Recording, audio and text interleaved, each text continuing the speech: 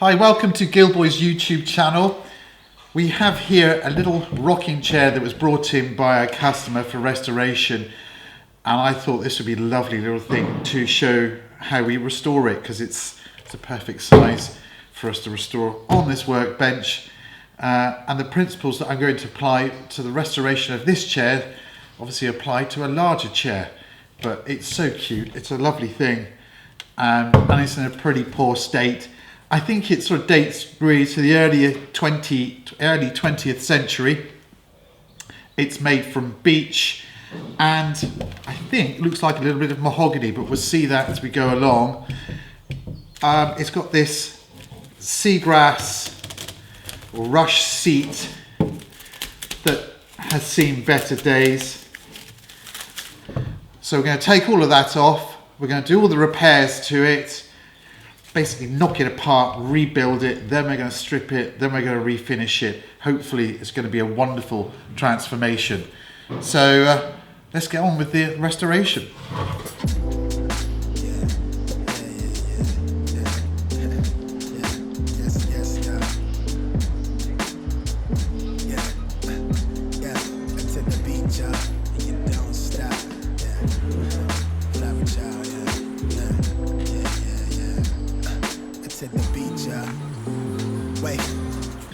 So the first thing, let's get this old seat off.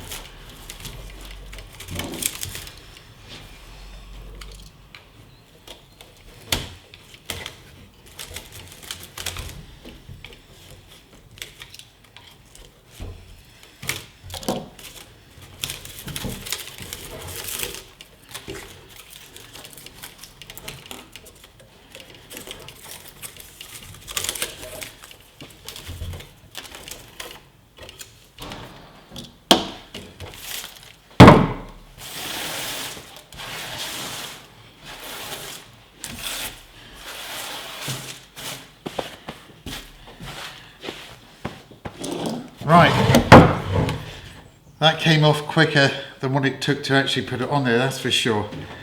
Isn't that always the way? It's easier to take things apart than to rebuild them. Anyhow, now we have the bare bones of the chair. I don't know if you can see, being a rocking chair, it's got a rock, but it is rocking from side to side, whereas instead of forward to back. So all of these joints here have become loose. So I'm going to see if we can tease this chair apart gently, and then we'll look at the joints and then rebuild it. Okay, so the tools I'm going to use here are this little persuader here, this hammer, rubber mallet that has a sponge glued to the face of it with a bit of calico stapled around, so it's nice and soft. I've also got a little quick grip clamp, which I've reversed the heads around, so then it can be used to spread as opposed to squeeze. I think we should have some success. Right, let's go.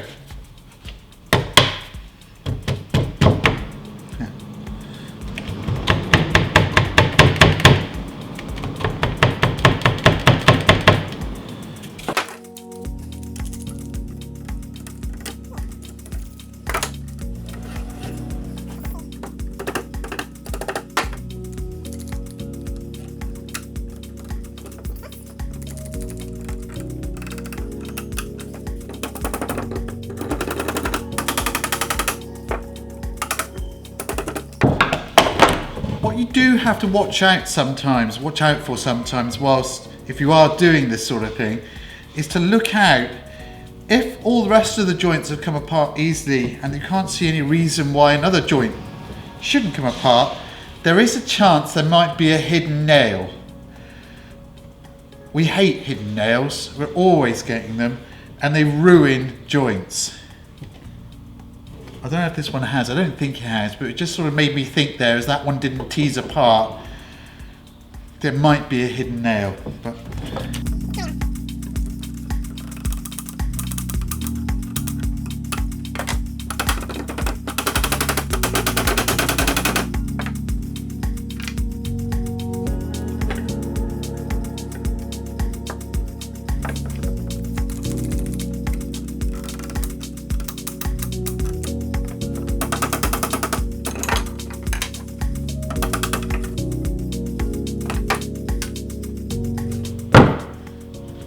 bingo.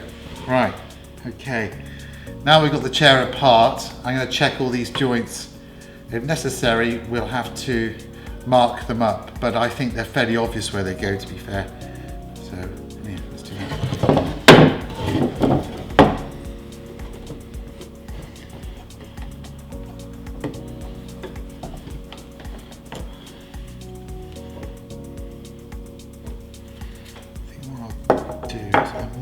Get a bit of masking tape just to make sure. I might mask it up.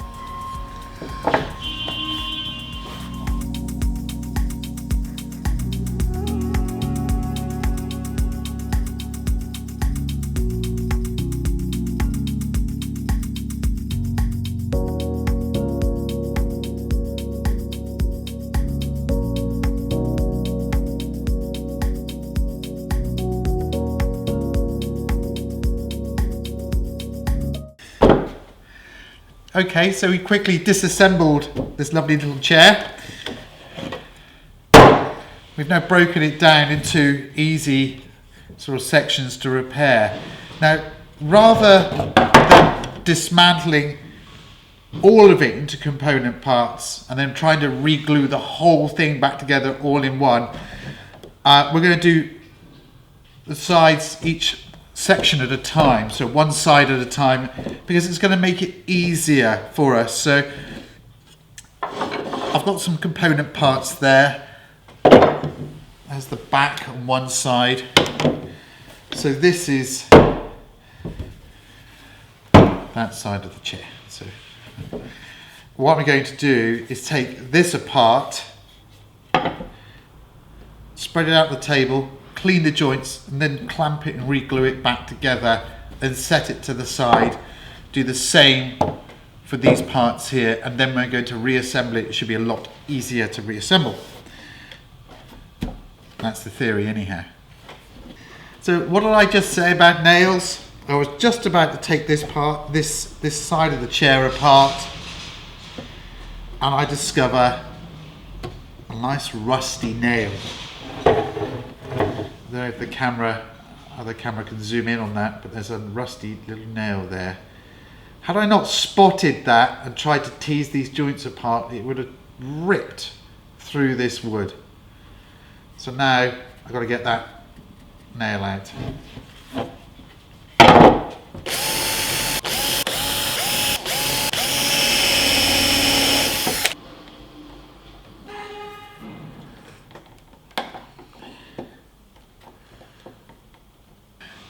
So with a lot of perseverance and a lot of gritted teeth, we eventually got the nails out of these joints.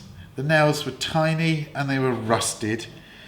Thankfully they're just on the one or two areas here and not throughout the whole chair. Otherwise I think the restoration would have taken, and I'm not exaggerating, probably about 4 times longer because of the amount of work and effort that's required to remove the nails. Anyhow, I think you get the gist. We don't like nails. We're nail free. I still have the 2 sides of our chair here.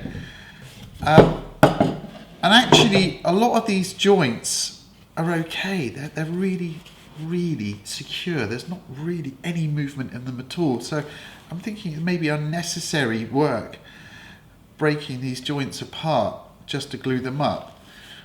However, this one joint here, this one here on the arm, where it fixes into this upright here of the back of the chair, is loose. Now I don't want to tease the whole chair apart. What I'm going to do is drill a hole actually in the inside here so I can inject glue into that area behind where that dowel is at the end here, that little spigot at the end here, and then cramp it up without taking the whole chair apart. So that's what we'll do next. Yeah, that's what we'll do next.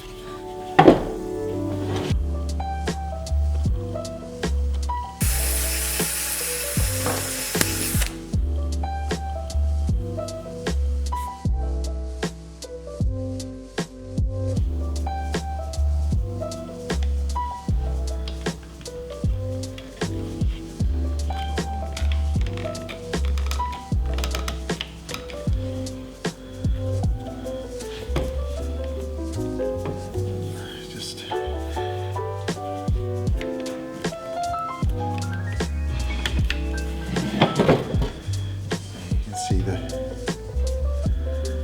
excess glues come out from there. Okay, I think that this side of the chair is all good to go really. The rest of these joints are okay. I'll do the same to this chair. Maybe do the same to the actual bottom of the chair where this rocker is, where this rail is here, this rocker rail, and maybe squirt some glue in there. Okay, so I've wiped the excess glue off of this joint, repositioned the cramp as well because it keeps on moving. I'm going to put it down. I want to explain a little bit about our glues that we use here.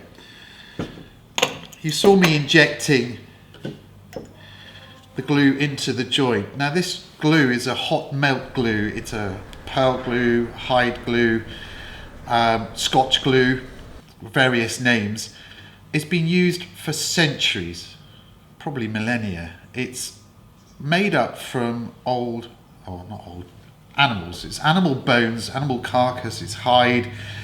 It doesn't smell particularly nice. It's the old glue some of you might have used at school, but it's brilliant for using on antiques because you can reverse it. You can, if you make the repair doesn't go so well, you can reverse the repair by steaming the joint and using hot water, hot steam to loosen the joint, and you won't damage the piece of furniture. It's brilliant. It's so versatile. You can use it in a sort of quite a viscous mix for sort of big joints. It sort of gap fills, but also very thinly. You can use for gluing veneers. But it is very good. We've always got a pot of this simmering here in the workshop every day because we just use it all the time. I'll just show you what it looks like. We call it pearl glue or scotch glue, but it's pearl glue because it looks like little pearls, if you can see that. And that is soaked in water overnight. We'll make a new batch maybe every sort of couple of weeks or so of this glue, and it is absolutely brilliant. What we don't use is this for antiques. These type bond or these sort of I don't know, polyvinyl acetate glues, PVA glues, white glues. These ones here, the expanding foam ones, all those sort of things, they have their purpose, but not when it comes to period furniture, not for antiques. Don't use this because if it goes wrong, you're going to ruin the piece of furniture because somebody's going to try and break that joint apart and it'll break apart everywhere. So try and avoid using these sort of glues. Okay, so the back section of this chair is all loose, and I'm going to glue this whilst it's off. So glue these spindles, these lovely sort of curved, almost serpentine spindles, not quite, but they've got a really sweep to them. I'm just going to quickly glue these up and put a cramp across there. So that's ready to go in. Okay.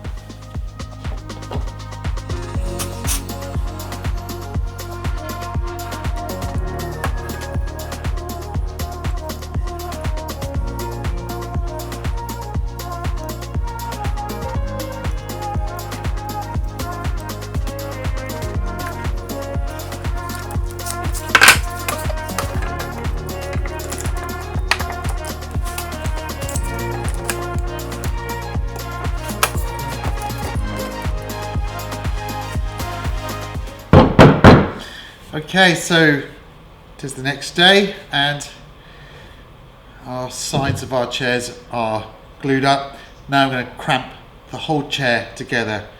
So it's going to be a bit of a crampathon, I think. Let's see what happens.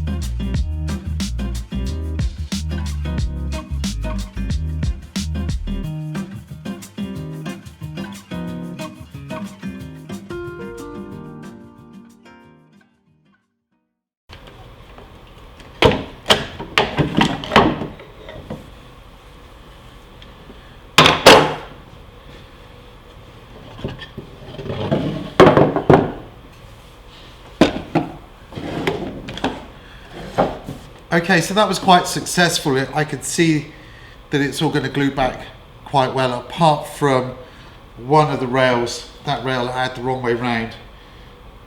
So I need to turn this one around for it to fit in nicely, but I think it looks good to go. So we'll glue and cramp up.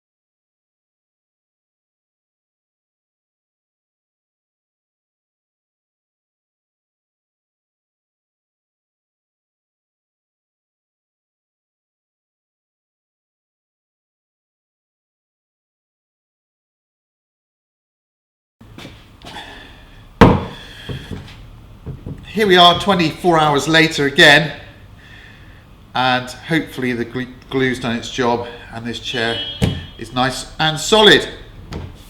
Right, let's uncramp.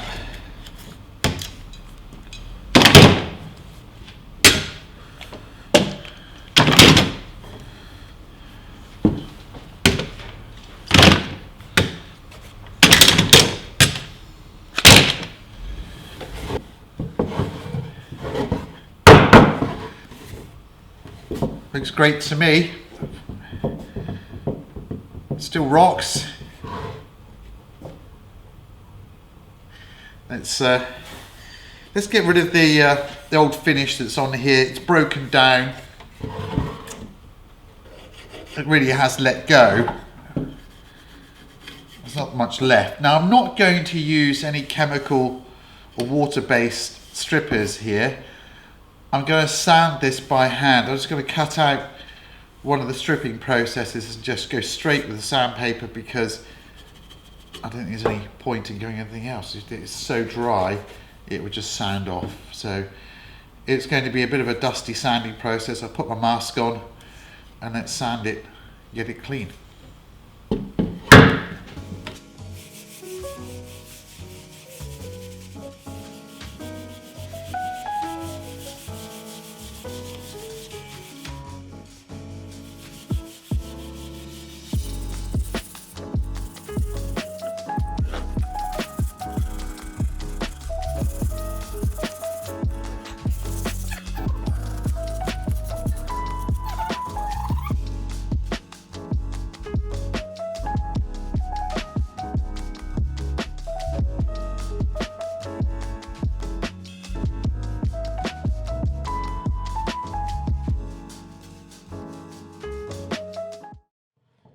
So we've hand sanded this chair with our 120 garnet paper here, and I also stripped these ring turned areas, but using actually a stripper because it was too aggressive and too time consuming using the sandpaper, painstakingly trying to get into these turned areas.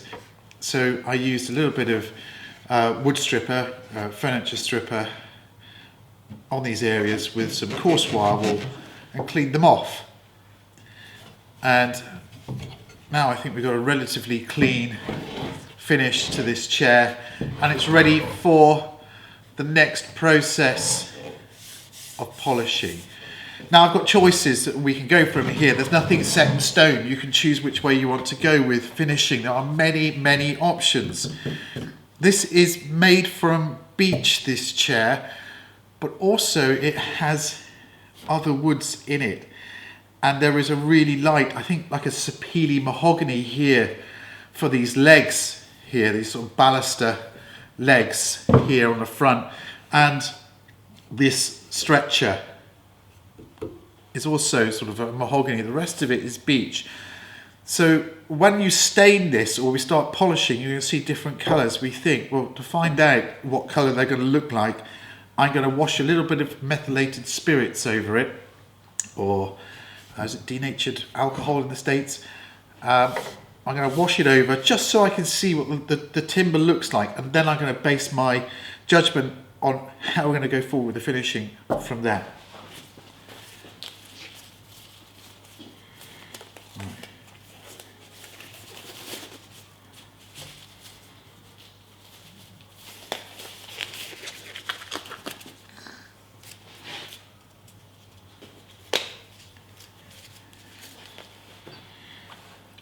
So just a little bit of methylated spirits. And look, now you can see the true colour of the timber beneath. It's quite a nice rich warm colour actually.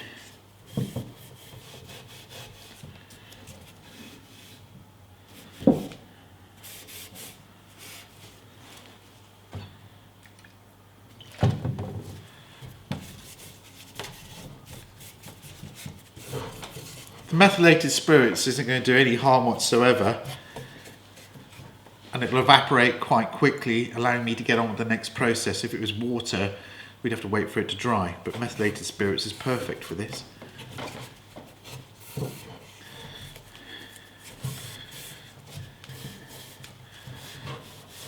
I actually quite like the colour now. I can see, I thought there would be a contrast with these front legs and this stretcher to the back of the chair where the beech is here, but actually it ties in really quite nicely.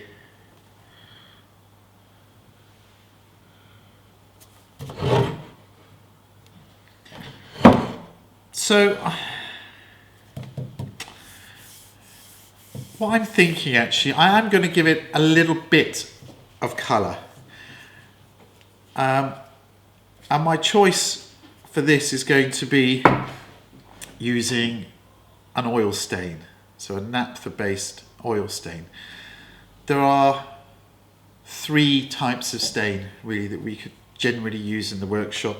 A water-based stains, so Van Dyke crystals, which are diluted. Water-based stain on beech, it will absorb in and take a while to dry. It means another 24-hour delay, and a little bit of mixing involved. Cellulose-based stains, so they're really quite strong solvent cellulose thinners, really quite pungent, powerful, fast-acting, dries really quickly. But the problem is on beech, it will bite in really quickly, and beech is a devil for colouring. There's not many pieces of beech furniture that are stained, to be honest with you, because it just changes so quickly. It goes dark and light, and it's not a uniform, even finish. So I think I'm going to go with an oil stain, which won't bite in so hard, and I'm going to go for a very light oil stain, just so it just gives it a little bit more richness and evenness of colour over this chair. I think we'll do that now. Just let that evaporate away and dry off, and then we'll give it a little bit of an oil stain, and then we'll look at the finishing side of it. Okay, so I've poured a little bit of oil stain in here. This is naphtha-based stain. I've diluted it 50-50 with white spirit, just to sort of make it a little bit weaker, and we're going to add a little bit of colour to this chair.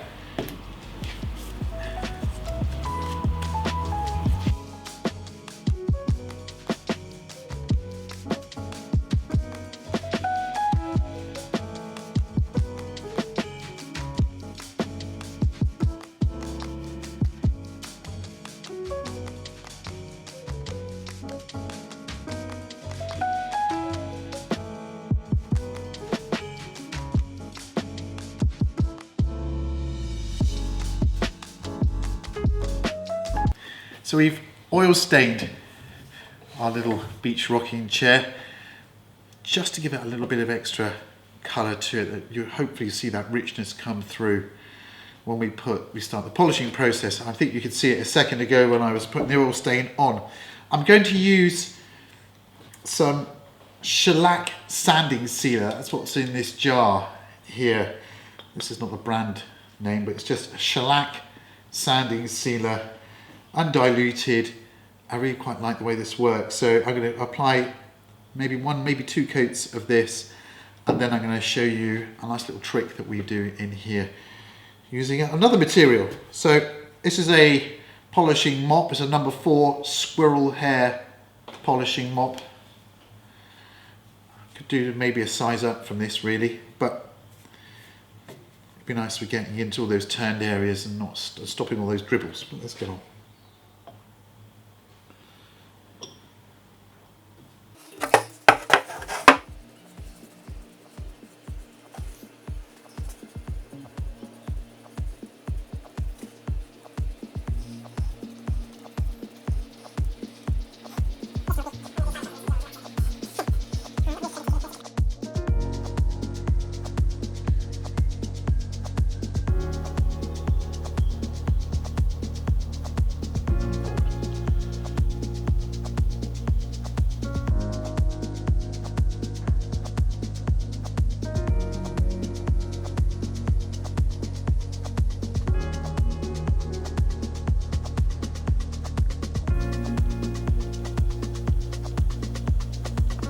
So our chair's had 48 hours actually to dry, and now the sanding sealer, that shellac sanding sealer, is ready to be cut back. I'm just going to sand it back or cut it back, the same thing.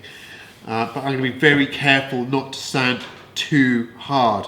I'm not sanding the chair, I'm just sanding the surface of the sanding sealer, just making it smooth. But it's quite a thin coating that went on there, so I'm going to be quite gentle when I am sanding. So I'm just going to literally sort of graze over the top. It's not a hard sand. I'm going to use, not 180, that's the wrong one to pick up. 320 grit is what I'm going to use here. So not so harsh. I'll just lightly smooth that surface off. And for the turned areas, I'm just going to use some fine wire wool just to get in there and just take the edge off. Again, not sanding it down, it's just denibbing is the word. Right, let's crack on.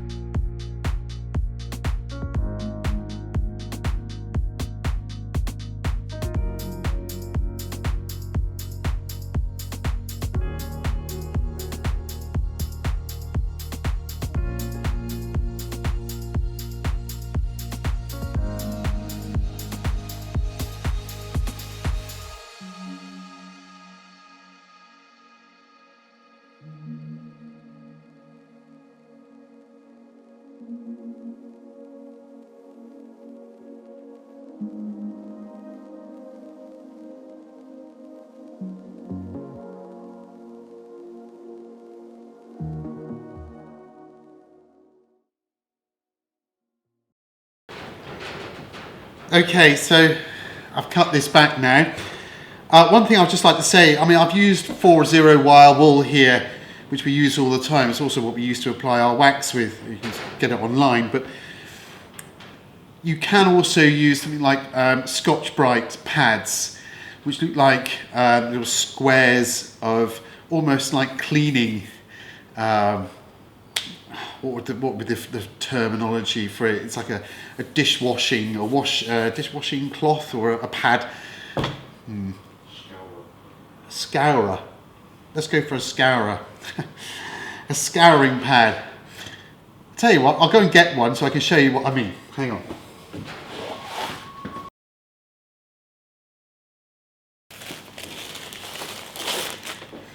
Here. These are great at cutting back surfaces, and they're flexible so they move over a surface, and you can cut them. So you can trim that with a pair of scissors to the right size in there. I opted for the soft wire wool because even this is quite abrasive. You can get it in different grades. It has its uses, but not for me in this circumstance. I prefer to use the wire wool. The thing is with wire wool, it does give you quite a lot of dust comes off it, and wire wool dust comes with it. But we're done. There we go. I'm going to wipe this off, vacuum this off. Actually, I'm going to get the vacuum cleaner and then wipe it down, and then we'll go with this next stage. I'm just going to wipe over the surface, get remaining bits of dust off. You can use a tack cloth. You can buy this tack cloths. I don't really use them. We never really use them. It's more of a sort of auto refinishing sort of material, really.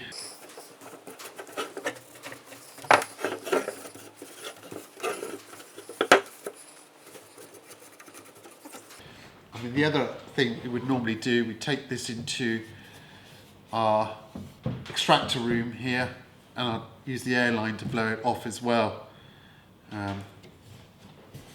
But it's pretty good. So the next process, I want to do any additional repairs that I've missed, or any additional colouring that you might need to do. Now, there's no additional repairs. I don't think I've really missed any repairs, but you really have to check over your piece right now just to make sure before you go to the next stage of polishing that there aren't any little repairs that you've missed. I want to fill the holes that are left behind from where we took those lovely nails out, those wonderful nails. So they've left holes. So I'm going to fill those with our own beeswax filler repair cubes, which I'll demonstrate, you know, how we use them here, fill those. And also, once I've done that, we'll talk about possibly adding a little bit of colour to this chair, just a touch of colour, little highlights really, and then we'll go back to the carry on the finishing. Okay. So, I've picked the rose gold repair cubes, which I'm going to heat up and just drip into the cavity where the nails were. I'll just get a meths burner.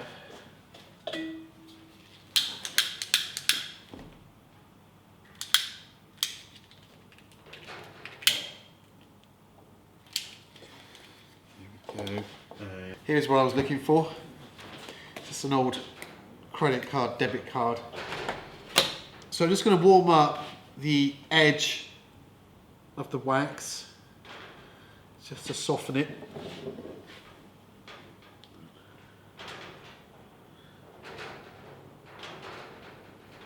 And then I'm going to drip it into the cavity.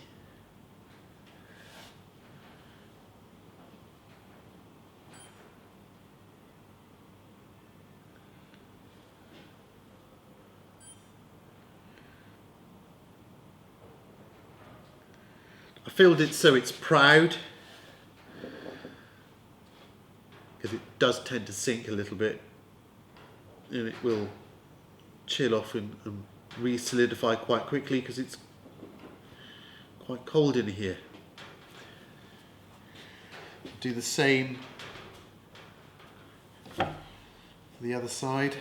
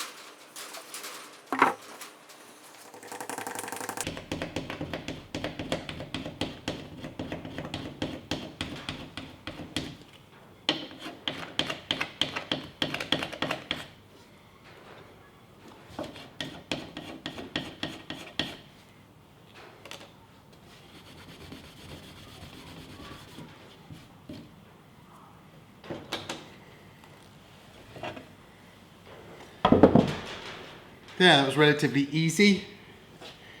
You can see I was using the plastic card just to shave off layer and layer and layer. And sometimes you do pull off too much or it's not quite filled. Use the remaining wax that you've pulled off and force it back in and push it in and use it. It's a flexible, natural material. So it's worked quite well. And then just finished it by just rubbing over the 4-0 wire wall just to smooth it down and take any excess off. Now it's perfectly good for finishing.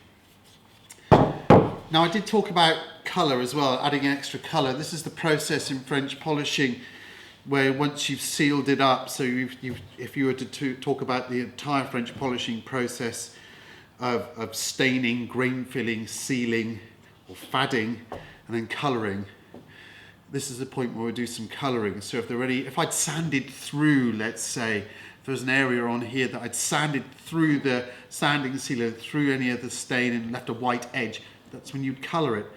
I'm just going to go over this chair with a little bit of colour off a colour fad. This is Spirit Colour that we've made up ourselves here in the workshop, just to highlight around on the woodwork, just to give it a bit more lift, a bit more depth. So I'm going to do that to this chair, and then we're going to carry on with the finishing process. Okay, so the process I'm going to use here is colour fads. So this is our 100% pure cotton cloth that we use here for buffing the wax. We also use it in the polishing process. I'm going to make a fad, I call it colour fad. Add a little bit of spirit oak to it, a little bit of methylated spirits. I'm just going to touch over the surface of this chair.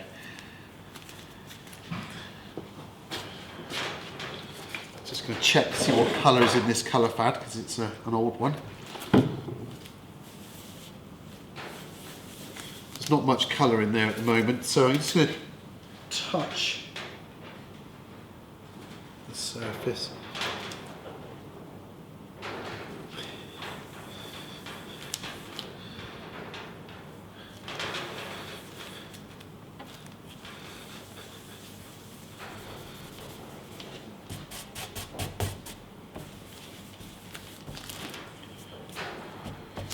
Right, so it's got a little bit of colour. You can see that here on this palette, here, this onion board. I'm just going to touch over the surface.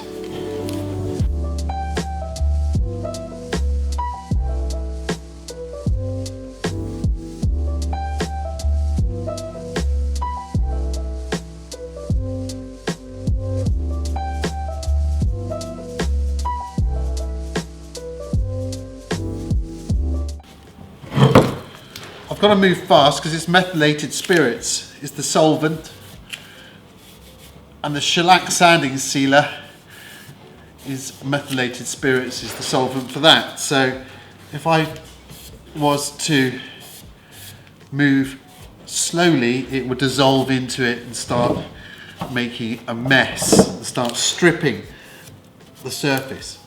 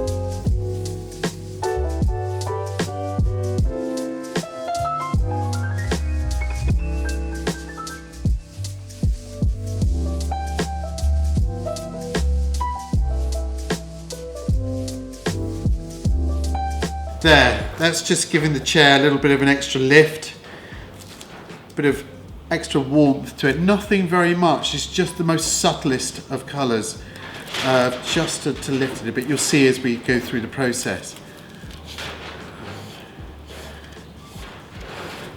The next stage is going to be the finishing, almost the finishing side of things. I'm going to use a cellulose-based pre-catalyzed lacquer. Now, this is something I don't expect anyone to be able to buy. It's a treatment that we've developed in here as French polishers and furniture restorers.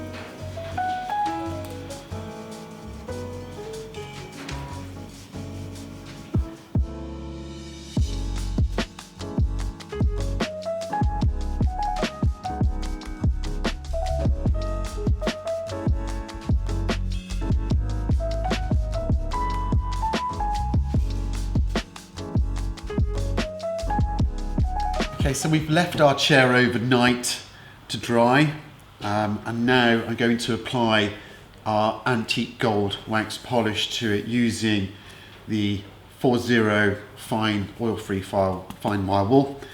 I'm going to be quite generous with how I apply it, so I really want to give a nice antiqued sort of aged look back to this chair. Right, let's get on with doing it.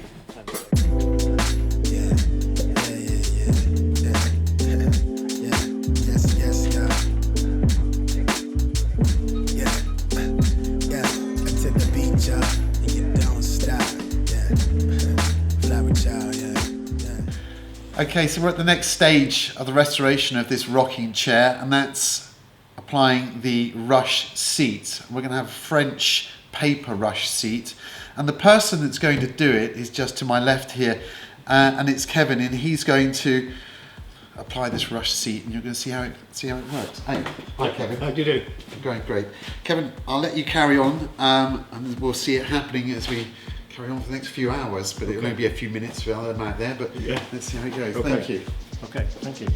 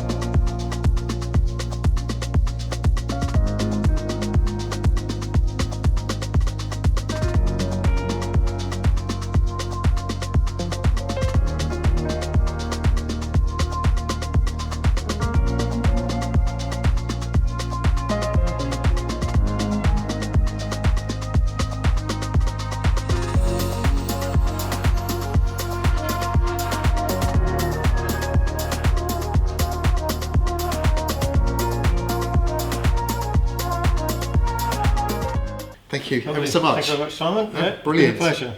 Hopefully the customer will love that chair. Yes. I'm sure he will. Yeah. Thank you. Okay. Thanks ever so much.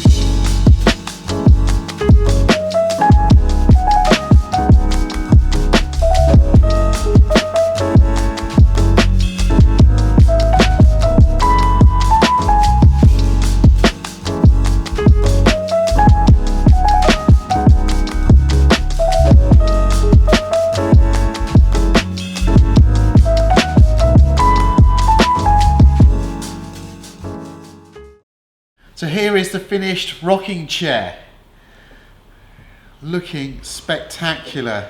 Of course we finished it with our antique gold, Gilboy's antique gold, which is really now going to protect that lovely finish that you saw me applying and keep it looking like this for years. It is a great looking chair. I'd quite happily give this to my daughter, who would love to sit in this. But we're handing it back to the customer later on today. So we've covered the chair over. Our customer's just here, so let's introduce Sarah to the chair. Reintroduce Sarah to your chair. Come on in and have a look. Thank you. I can't wait. Come in behind here. Come in behind here. Come in this side. That's probably the best way. Lovely, thank you. Right. How long have we had this chair? Quite a while. Quite a while. It's quite a while, isn't it? We got rain. I can't wait. Right. Okay. Wow. Oh yes, isn't that beautiful? There's your chair. Oh yes, no, that is gorgeous. That's a bit better. Gosh, what awesome work you've done. Wow.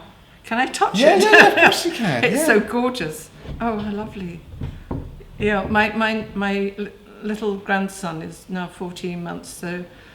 Oh, perfect. Exactly. Perfect. Yes. I said if it was here and it was ours, it'd be for my daughter who's 2 years old. So yeah. Oh, Yes. lovely. No, that's lovely. Bless you. That's all right. No, thank you very much, and thank the other guys as well, No, won't you? of course. No, that's good. Thank you. Thank you. Oh, good. Okay. Thank you for watching. Please subscribe to our YouTube channel.